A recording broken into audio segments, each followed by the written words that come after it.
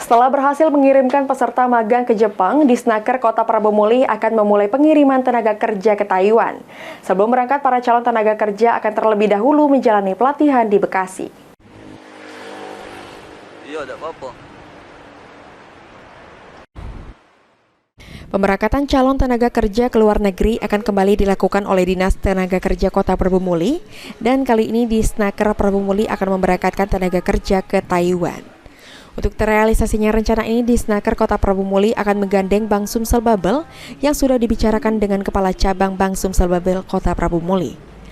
Sebelum berangkat ke Taiwan, para tenaga kerja akan diberangkatkan ke Bekasi terlebih dahulu untuk menjalani pelatihan.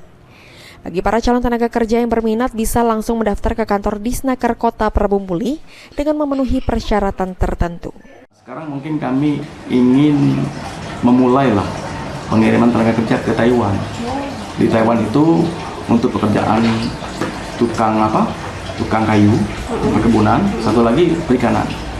Karena saya lihat salary di sana lumayan, sampai di angka kalau dikonversi ke rupiah 15 juta per bulan. Per bulan. Kapan itu, Pak?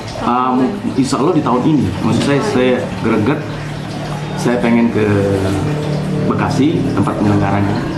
Nah, itu juga mekanismenya saya juga mungkin bisa gandeng Bank Sumsel Babel. Saya sudah bicara dengan Pinca Bank Sumsel Babel untuk KUR, karena ada impres juga KUR PMI, KUR Pekerjaan Migran Indonesia. Sanjay berharap dengan keberangkatan tenaga kerja dari Kota Prabomuli ini bisa mengambil ilmu dan bisa membuka usaha secara mandiri di Kota Prabomuli nantinya. Anggi Perkasa, PAL TV.